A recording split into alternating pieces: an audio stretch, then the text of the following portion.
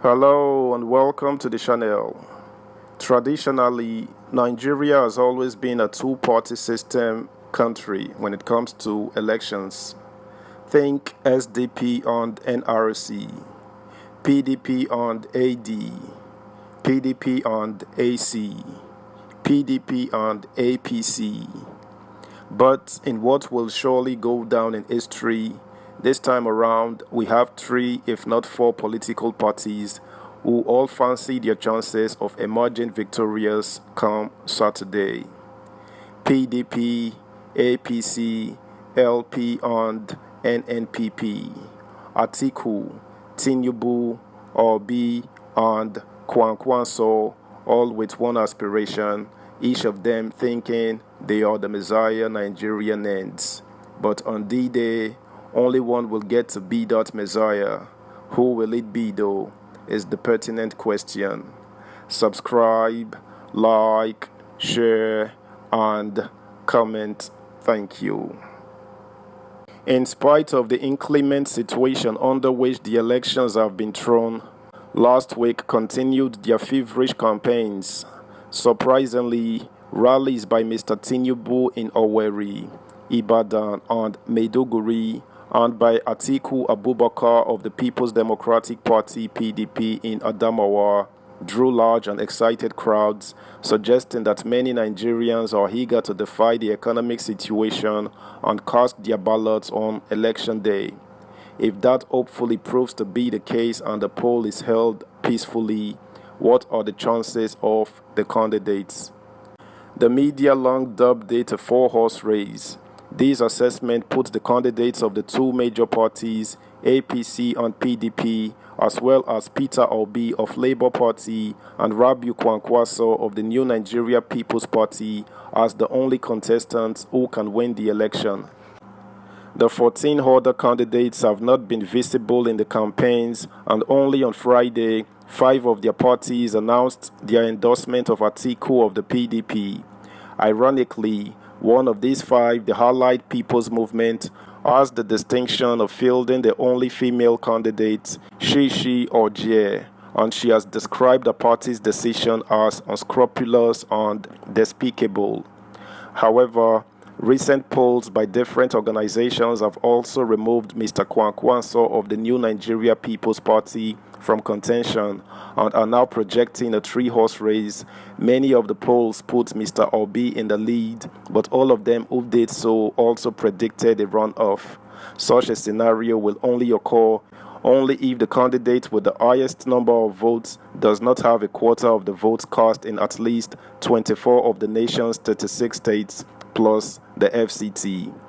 Should that happen, the two candidates with the highest numbers of votes will face off in a new poll on 4th March, and whoever gets more votes will be declared the next president.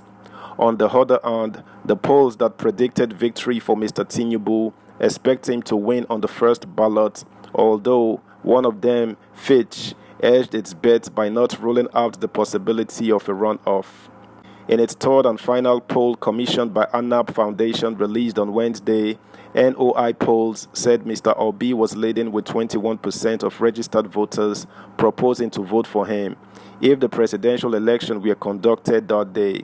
13% said they would vote for Mr. Tinubu, while 10% of the potential voters went with Atiku. As you would have noticed, the polls did not put Mr. Obi across the line yet. Given the large pool of undecided voters and or those who refuse to disclose their preferred choice, Mr. Peter Obi's 8% point lead at this stage is significant, but not sufficient to separate him from a leading pack of candidates scoring 13%, 10% and 3%. Undecided voters and those who prefer not to reveal their preferred candidate add up to a whopping 23% and 30% respectively.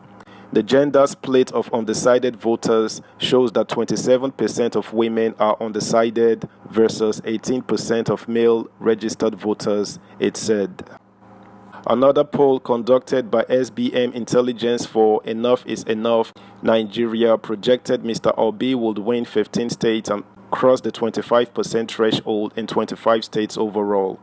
According to the poll, Atiku will take 11 states and get a 25% share of the votes in 27 states, while Mr. Tinubu will win in 9 states and get 25% in 20 states overall.